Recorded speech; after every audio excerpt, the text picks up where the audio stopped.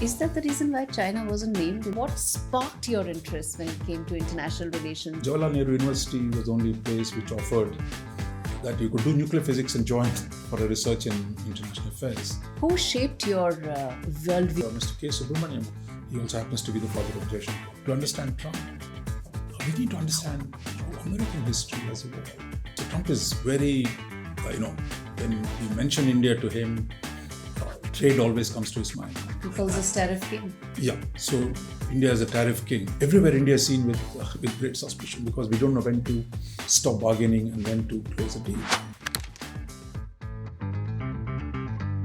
Dr. Mohan, thanks so much for speaking to me on SpotOn. My first question to you is that we are talking at a time when Trump 2.0 has come and it has been one hell of a entry, so to say, or re-entry for Donald Trump. How do you see India waging what could be uncertain times ahead for the world as well as for India? Look, I think India is better placed than most countries because unlike many other allies, friends and adversaries of Trump in the first term, India's Prime Minister, Mr. Narendra Modi, has had a good relationship with Trump. Mr. Trump and Modi had common rallies in the US and in Ahmedabad. And the period of 4 years of Trump's first presidency, from 2017 to 21, saw significant progress in India's bilateral relationship, especially on political and security issues. But we did have a problem on trade. Yes. So Trump is very, when we mention India to him, trade always comes to his mind. He calls us tariff king. Yeah, so India is a tariff king. He's so embedded in his mind about India. I think this time that is going to be even a bigger issue. That Trump, and unlike the last time, when his team and his administration tempered his focus on restoring trade balance or reversing economic globalization, this time I think there will be much more pressure on him. He's freer. Yes. So I think he's going to raise this issue, not just with India. He's talking about raising it with the EU. He already did it with Mexico and with Canada. Mexico, with Canada, with China, of course. China is even a bigger category. Yes. So I think this is something the Indian commerce establishment, Indian negotiating team will have to be prepared to deal with the new approach to trade and the notion that by simply citing WTO rules or saying we are a developing country, none of this is going to work.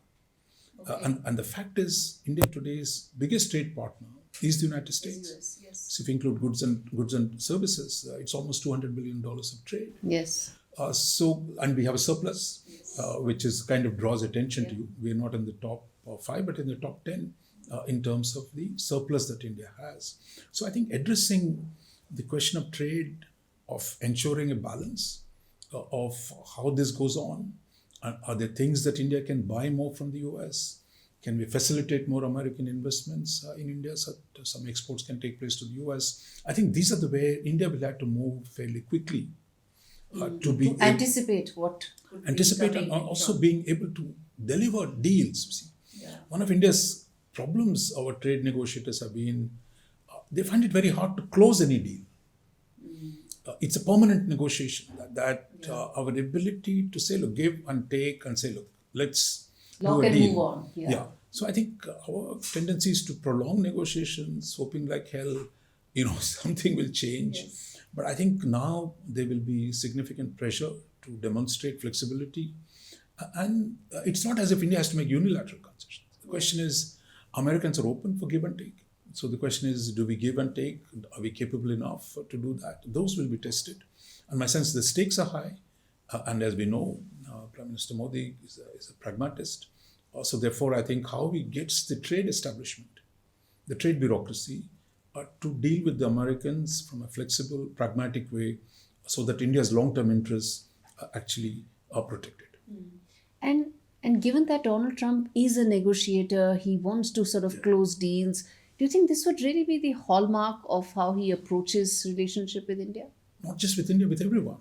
So he's a deal maker. He's not saying, I'll tell you what is it and nothing can be done. He's saying, look, let's talk. And he loves negotiating. He loves deals. So I think that's where India's traditional style has been the other way. We announce a principle and after that we don't have any flexibility. And that's why, despite India's growth of trade, in the WTO, everywhere India is seen with great suspicion because we don't know when to stop bargaining and when to close a deal. The Chinese are actually far more pragmatic. Chinese are far more capable of trading off competing elements, give concession somewhere, take concession somewhere else. So that kind of broad flexibility that the Chinese show makes them more attractive partners. Is that the reason why China wasn't named in the first tariffs Yeah, that I think Donald no. Trump announced? Probably, I was reading the US press, and I think it looks like because they're internally debating what is the best strategy, what to announce, and Trump has also said he wants to go to China soon, probably India as well. But I think looks like he's not going to shoot from the hip, but there will be a strategy to put pressure on China, Yeah. as well as to do deals with China, for example, on TikTok. Trump has openly talked about doing a deal with China on TikTok. The Chinese have to give 50% of the Yes. share Stake, to the yes. to the stake to the Americans. So I think for India, I think we'll be tested. Our Commerce Ministry, our commerce negotiators in particular, will have to show a new skill, new imagination of negotiating with Trump.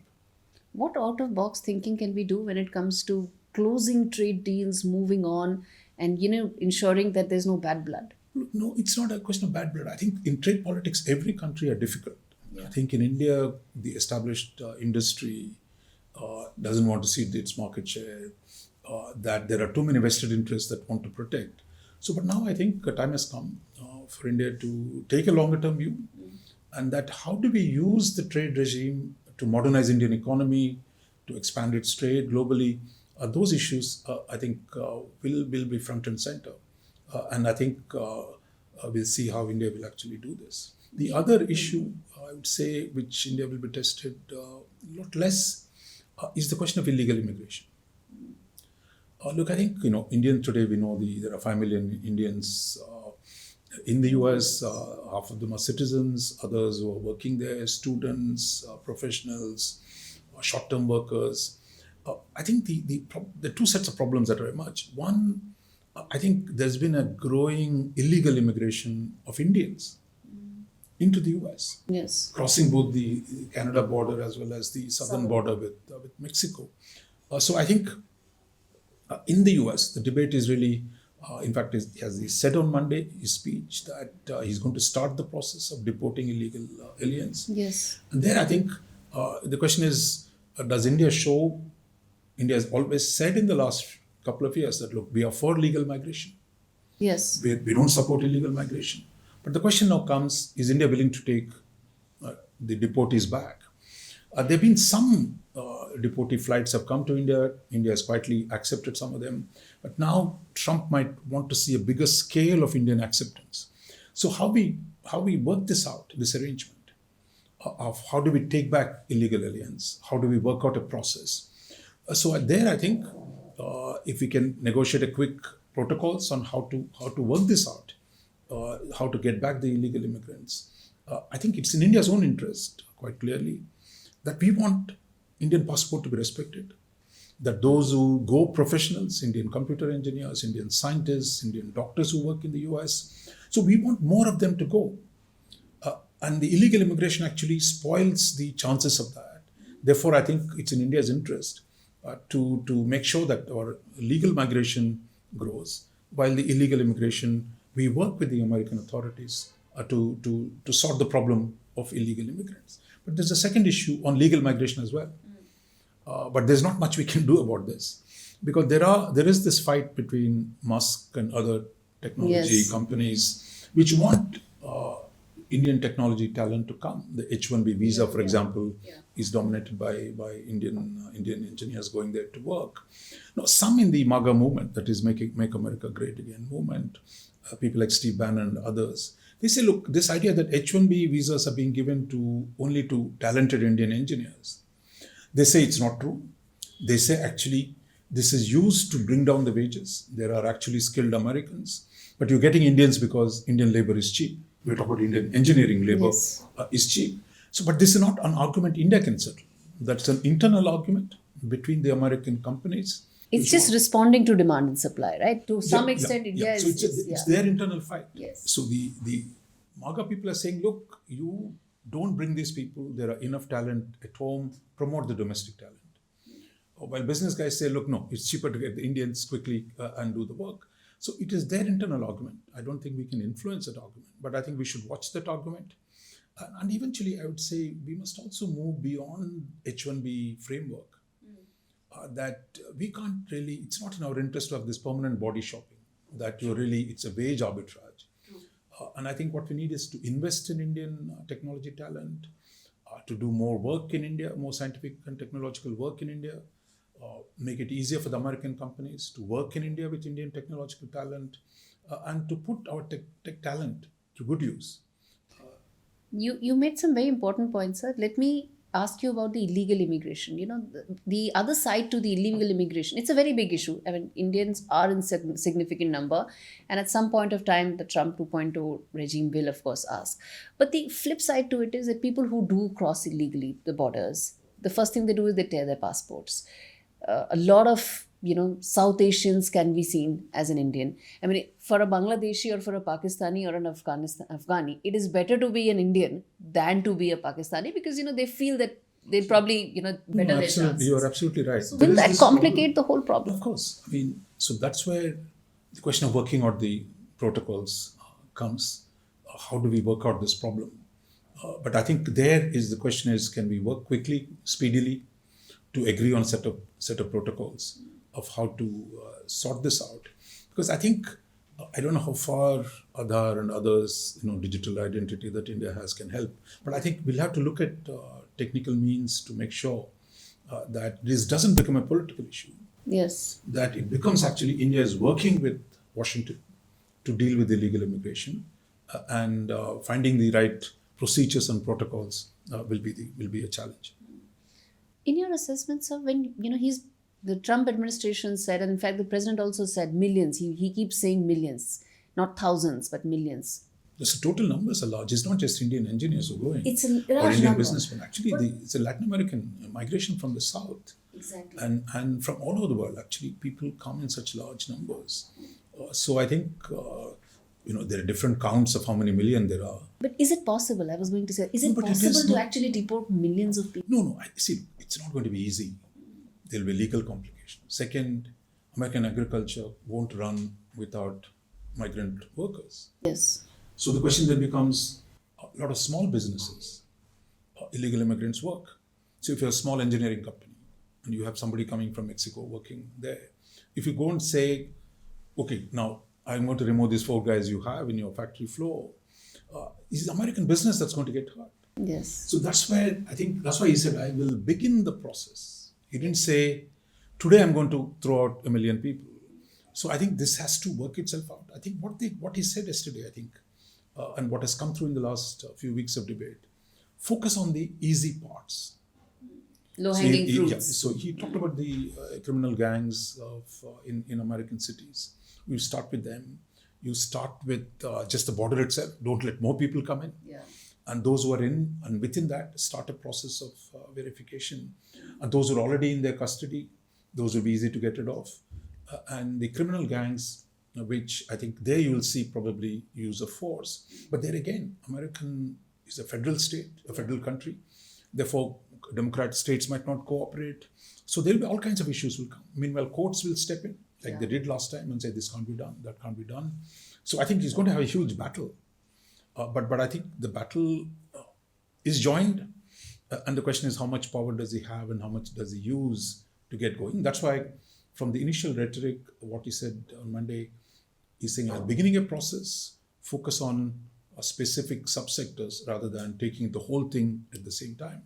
And the border czar that he announced some weeks ago said this, look, it's going to be a long process, but we're going to start. Yeah. Start somewhere, you have to start. And that's what we're going to see. Let me then ask you, away from immigration on to, I think the one thing that he mentioned several times was, about the green energy agenda of the Biden government. He talked about drill, baby, drill, and that's something that he keeps saying. What are we really looking at when we talk about look, I think tracks, what's happened is India has dealt with the European and the Democrats constantly talking about green transition and the question of climate change. So Trump is now completely taking the opposite position. Yeah. That for him, he's saying America has huge amounts of hydrocarbons and America is not using it. Therefore, the US should start drilling hydrocarbons and using American energy resources to bring down the prices. So, one of his main battles is really about inflation. So, what he said in his speech on Monday, by generating more energy, which will also create jobs, a lot of the working class actually supports Yes. both energy production, hydrocarbon production, as well as mining of minerals. Now, what the Democrats have done is, and including the Biden in the last few days, shut off large parts of American land from exploitation for minerals or for energy. So I think he's going to undo. I don't know how many he has done it on Monday night. So he's basically saying we're going to remove the restrictions on development of energy and of minerals, which would help fight inflation, which is what he's saying. So I think this is actually a big shift from the global debate on climate change. He's The world's exited the number one climate economy. accord, Paris Accord. How does this impact India? Because we are also in a transition phase. We want to be, supporting the green energy cause, but at the same time we have our, So that's what I think basically is exactly the India's dilemma of how do you deal with growth and climate change. Yeah. As a new economy, we want to still use coal. So we need concessions, etc. But this argument is not going to now anyway. Trump is not saying you must reduce coal. He's saying, look, I'm going to do what I think is in my interest. But I think the long-term issue for India is really not of how to, because there's no pressure on climate change from the Americans, unlike in the Biden years or on the before among the Democrats. That's good for India, right? No, it's not good or bad. I think no. But if you believe, look, we need to make the transition to new technologies. So I think the question is, how do we use the interim period to invest, like the Chinese did, invest in the green technologies for the longer term? How do we change the relationship between energy production and the economy? That is the link that has to be changed. It's not going to be easy. So therefore, I think investing in research and developing new technologies that consume less energy, that any case we have to do, because Americans themselves are doing it. So I think we need to invest a lot more in that. But I think this gives us the breathing space to take our time. Yeah. No, not, you see, previously our policy was take time and do nothing. So you have to take time, but also use the time to develop domestically new technologies. That's why the problem has been in the past. Our negotiators bought time, but our industry did not move. So now I think use this opportunity to invest in new technologies that will make our industry more energy efficient, as well as use new ways of producing energy.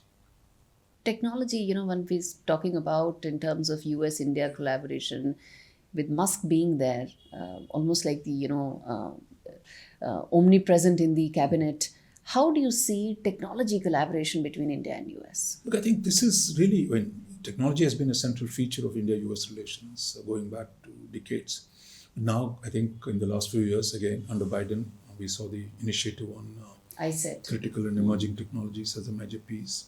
Now, I think with Trump, there's a lot of focus on energy-related technologies. So I think we should explore the possibilities for doing more on energy-related technologies. Big American energy companies. We already import some energy, petroleum and liquid LNG from the US. I think there'll be more opportunities to do that. And work with American energy companies, because they're huge. ExxonMobil and these kind of, these are really huge, giants. And make it easier for them to invest in India, use their scientific capability, technological capabilities to develop new energy technologies. That should be one important priority for us. What about Musk factor when it comes to India? Look, I think we've negotiated with him on the EV business. Yeah. I think Government of India has announced some rules, but I think it has not really gotten the new producers. Whether it is Starlink, whether it is Tesla, there's been a lot of negotiation. But do you think now with him, being no, you cabinet, can't do it to please one investor.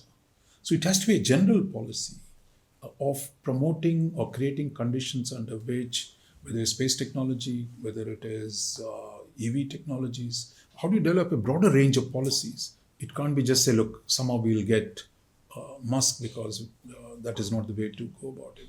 But the more important thing I would say is really that, India needs big reforms internally.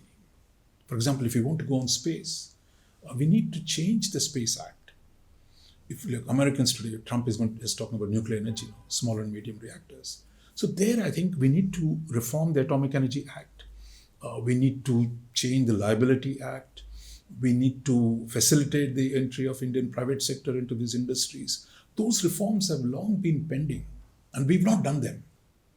While just the same old laws for the last 70 years are still running. So therefore, I think the pressure to reform some of the scientific sectors, how they're organized, how do we, in the defense side as well, how do we bring in the private sector to participate? What the Modi government has done is to bring in startups in a big way. But I think we need to look beyond that into actually how do Indian companies, the big companies, not startups, to actually participate and build the space economy, nuclear economy, digital economy. I think that's where the opportunities are. So that in turn calls for serious internal reform. You know nuclear science very well, sir. In your assessment, what could be that one or two big reforms that India No, can as I said, look, you have to change the Atomic Energy Act. You have to change the liability bill that was passed, unfortunately, in 2010, that has prevented investments into India's nuclear sector. So I think that there have been talk about this in the last budget, 2024 budget. Finance Minister Nirmala Sitharaman talked about getting Indian private sector to produce small reactors. Nothing has happened so far.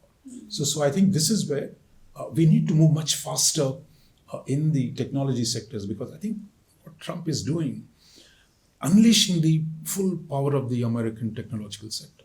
So we're going to see rapid advances in the US, in the space arena, in the nuclear arena, in the artificial intelligence. So therefore, we need reforms as well, that we can't cope with the rest of the world with the same laws and the same rules that we've had for the last 60, 70 years. Yes. Just final one or two questions I'll take. I know it's a busy day. I wanted to ask about the wars factor. Progress has been made when it comes to the Gaza war. Hostages have been released. How do you see Trump negotiating further in the Middle East? Because there's also the Iran negotiation that is there. That is really the big thing going forward, isn't it? Look, I think in the Middle East is not easy. I mean, I think ceasefire, let's see how long will it hold. So one first step. But I think Trump's real interest has been to focus on Saudi-Israeli normalization. And I think he tried it last time, the Abraham Accords, that some of the smaller Gulf countries had normalized ties with Israel. He would like to see Saudis and the Israelis establish normal relations. That's also, I think, India will strongly support that. But for the Saudis, want some, improvement in the condition of the Palestinians. And I think that's where Trump has an opportunity. How does he, because unlike Biden, who could not persuade Netanyahu, I think Trump is going to come much more strongly on both sides to put pressure. So therefore, the question is, how does Trump produce a new accommodation between Saudi Arabia and Israel? That will create a whole new conditions for transformation of the Middle East. And that in turn depends on what do you do with the Palestinian question. So that I think you'll see some moment, hopefully. You recall Trump's first visit abroad in his first term was to Saudi Arabia. So I think the Saudis, the Egyptians, the Emiratis, all of them will be looking to see how Trump can take the process forward. There are also business interests here, right? Huge amount of business interests. What about the Russia-Ukraine factor?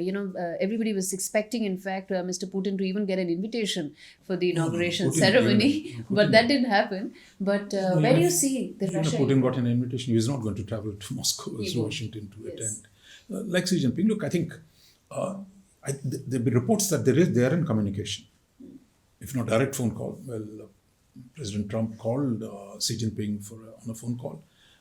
I don't think there's no reports of a direct contact with Putin, but I think there are communication between them. And I'm sure we're going to see things move. But I think, as Trump said yesterday, I'm a peacemaker. He just used one word. So he's basically saying, I'm not interested in fighting wars everywhere. Yes. I want good relations with Russians and the Chinese. And I'm willing to explore deals. So this is very different from the previous approach of the US. So therefore, I think there will be exploration of the peace process. The problem is this. For the Europeans, what is the terms of peace? See, if you're sitting in Ukraine or if you're in Poland, peace on what terms? A peace that benefits Putin or gives him more power to invade other countries, they're not going to accept it. Similarly, if in Asia you say, look, Trump and Xi Jinping can have a deal, but if that sacrifices the interests of Japan, Philippines, India, or South Korea, others are not going to accept it. So I think this is where, how does he navigate this strategy of avoiding wars with the major powers without sacrificing the interests of friends and partners? So I think this is what he's going to navigate. But I think the approach is different from Biden, that we're not here to fight with everyone, whether it's North Korea, whether it is Iran, whether it is Russia, whether it is China, ready to engage, ready to negotiate. That I think is going to produce interesting outcomes. But there'll also be a lot of resistance. Do you see those clashes between America and some of their allies when it comes to... No, first there will be clashes within the administration itself. I think it is not as if everybody has the same view. See, unlike the cabinet system in the US, in Britain or India, parliamentary systems, once they're appointed by the president himself, they're approved by the Congress, there will be contending voice. In fact, all American presidents assemble what they call team of rivals. That the Secretary of State might have a different view than the Secretary of Defense, or the Secretary of Commerce and the Secretary of Treasury might have a different view. But in the end, the president will take a call. So I think the internal debates within the US, what is the kind of deal you can do with Russia? What is the kind of deal you can do with China? Those, I think, will be debated. I think countries like India will have to follow those debates seriously and closely.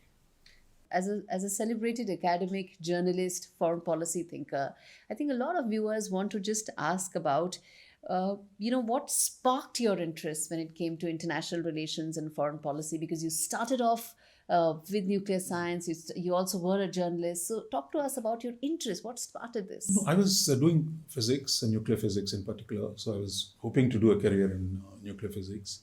But in 1974, you remember India tested a nuclear device. That's the year I finished my nuclear physics degree. And then I was always interested in policy-related issues. So Delhi, Jawaharlal Nehru University was the only place which offered that you could do nuclear physics and join for a research in international affairs. So that opening, I think, helped me a lot to be able to use my knowledge of the physics to study international politics, especially when India was becoming a nuclear power from 1974 onwards. So that gave me both the technical background as well as the policy context to devote attention to international affairs and the politics of nuclear energy as opposed to physics of nuclear energy. So that is really, I've been lucky and that's worked for me quite well. I've focused on the relationship between technology, politics and global governance. So I didn't start out as a journalist. I finished my PhD, then I was working in a think tank. Yes. And then started writing columns. Then I became a full-time journalist with the Hindu and later with the Express. So now I kind of can switch from one mode to another mode. I do research, I write. Who shaped your worldview to a large extent, especially in your early years? Look, I think there was Mr. K. Subramaniam, who was the director of the Institute for Defense Studies.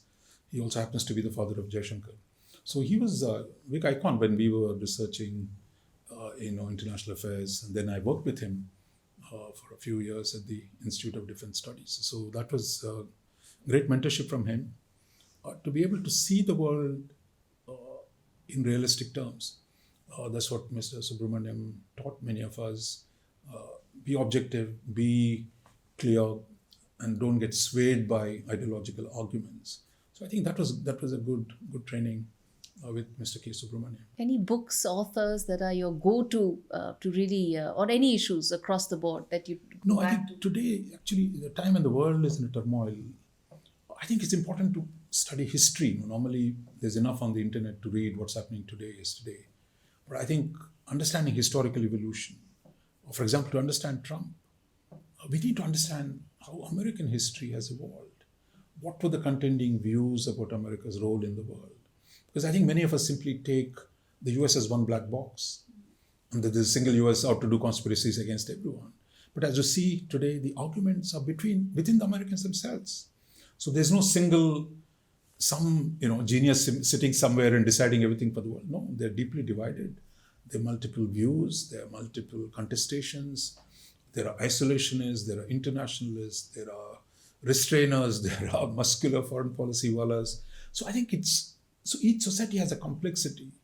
And I think as India becomes a big power, I think we need to understand how other societies evolve, and understanding their histories is very, very important. Final question, Dr. Raja Mohan, which is that what would be your message for the Indian foreign policy system or ecosystem here to develop greater expertise, and which do you think should be those I areas think of you can't tell expertise? the government what to do, they're doing their own stuff. But my message to younger scholars, because I think what's happened today, because India is becoming more important in the world, I think there is enormous interest in international affairs. I mean, I've seen it in my own eyes over the last 50 years, how much interest today there is in foreign affairs.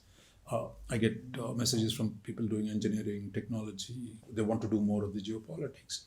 So I think today there is actually a huge historic opportunity for this current generation to learn about the world, to apply their own knowledge. You can be a computer engineer and also study how do you regulate AI for ethics, for safety, for security. So I think there are a huge amount of opportunities for the younger generation. And I think studying international relations from multiple perspectives is going to be very, very rewarding. So I would say anyone young person today doing IR, I would say it's really a great moment when India is rising to be able to look at India's international relations. Thank you so much, Dr. Raja Mohan, for speaking to me on SpotOn. Yeah, Thank you so thank much, you sir. for- Thank you. Thank you for taking out the time, sir. Yeah.